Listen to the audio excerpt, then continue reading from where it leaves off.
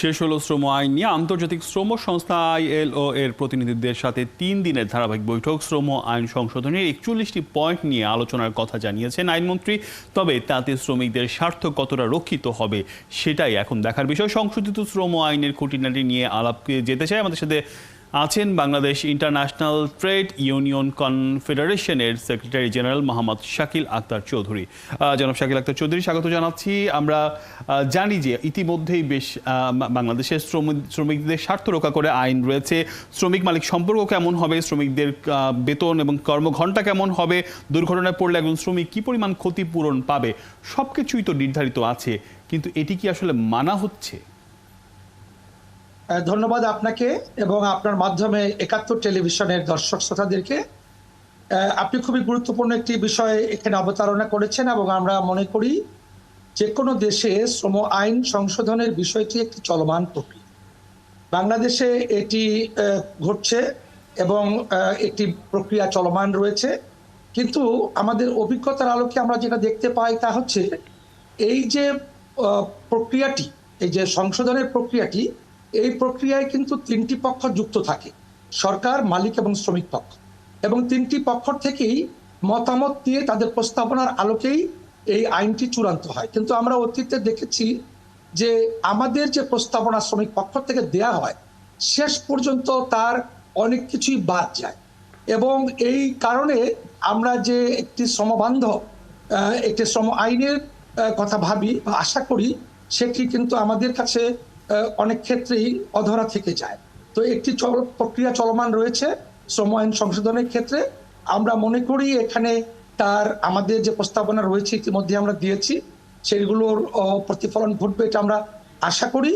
এবং আমরা মনে করি যে যেটি আপনি বললেন যে তাদের যে স্বাস্থ্য নিরাপত্তার প্রসঙ্গটি, তাদের যে ক্ষতিপূরণের প্রসঙ্গটি, এগুলো কিন্তু এখনো শ্রমিকদের চাহিদা বা তাদের যে প্রত্যাশা এগুলোর তুলনায় এখনো পিছিয়ে রয়েছে। জি, আমরা দেখি যে মুখে মুখে বলা হচ্ছে শ্রমিক বান্ধব এবং এই ধরনের বলা হয়ে থাকলেও বাস্তবে সব সময় দেখি আইনের ফাঁক ফোকর গলিয়ে মালিকরা লাভবান হয় এবং মালিকরা তাদের স্বার্থ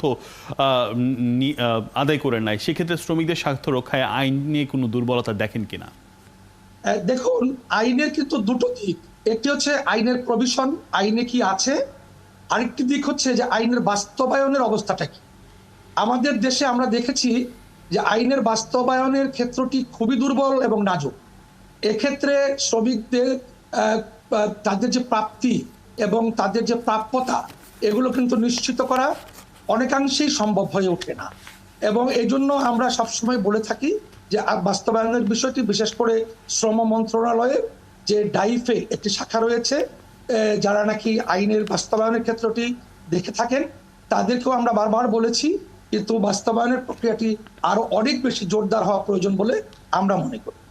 জি, একই সাথে আমরা যদি দেখি ট্রেড ইউনিয়ন করা নিয়ে শ্রমিকদের সবসময় আমরা অভিযোগ দেখি, এবং যারা ট্রেড ইউনিয়ন করে তাদেরকে পরোক্ষভাবে এক ধরনের শাস্তির আওতায় নিয়ে আসে মালিকরা, এবং যারা এই ধরনের দাবি আদায় বা এই ধরনের কাজে জড়িত থাকে তাদেরকে এই শিকার হতে হয়। এটি নিয়ে আসলে কতটুকু স্বচ্ছ পরিবেশ রয়েছে, এবং এটি নিয়ে আসলে নতুন আইনে আপনাদের কোনো বাড়তি চাওয়া আছে কিনা? দেখুন, আইএলও কনভেনশন 87 মানে 87, যেটি কিনা শ্রমিকদের সংগঠিত করার অধিকারকে সুনিশ্চিত করে, এবং এটি বাংলাদেশ সরকার অনুসমর্থিত করেছে, আমাদের আইনেও রয়েছে। এখানে দুটো দিক থেকে আমাদের একটু বিবেচনা করতে হবে। এক হলো এই ট্রেড ইউনিয়ন গঠনের ক্ষেত্রে অনেক রকম বাধা আমরা দেখতে পাই, এবং সেটি শুধুমাত্র যে মালিক পক্ষের দিক থেকে বাধা তাই নয়, এমনকি এটা আমরা আমাদের যে মন্ত্রণালয় যেখানে আমরা নিবন্ধিত হই সেখানেও কিন্তু আমাদের অনেক বাধা রয়েছে। এগুলো নিয়ে আমরা বহুবার আলোচনা করেছি, এগুলো আরো সহজতর করা দরকার। এখানে পার্সেন্টেজ, এই যে বলা হয় 15%, 20%, আইএলও কনভেনশনে কিন্তু এই ধরনের কোনো পার্সেন্টেজের কথা লেখা নাই, কোথাও নাই। আমরা সেটা অনুসমর্থন করেছি, কিন্তু তার বাস্তবায়ন আমাদের আইনে নেই। তাহলে ঠিক উল্লেখযোগ্য কোন কোন পয়েন্টে আসলে আইএলও আইন পরিবর্তনের ব্যাপারে আলোচনা করেছে, সেই পয়েন্টগুলো যদি কিছু কয়েকটা পয়েন্ট বলতেন।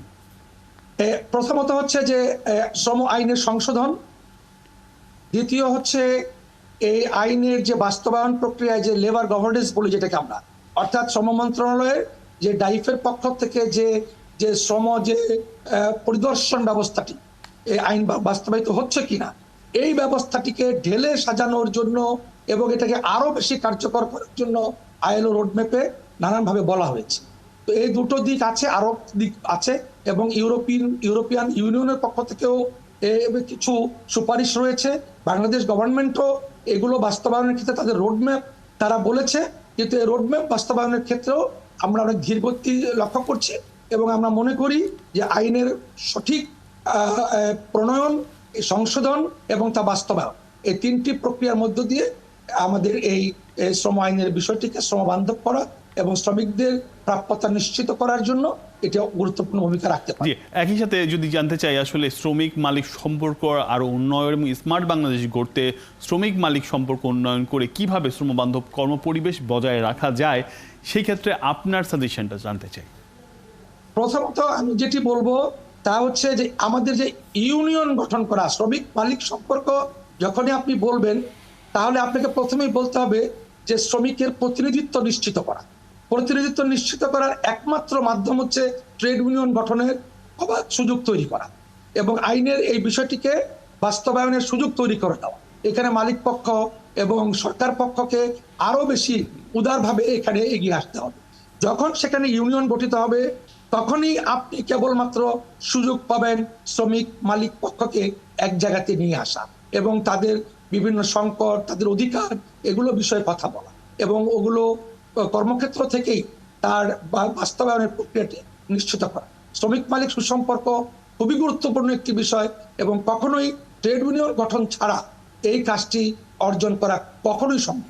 অবশ্যই আপনি ট্রেড ইউনিয়নের কথা বলছিলেন এবং এটির উপরই জোর দিয়েছিলেন। শাকির আক্তার, আমাদেরকে সময় দেওয়ার জন্য অনেক ধন্যবাদ।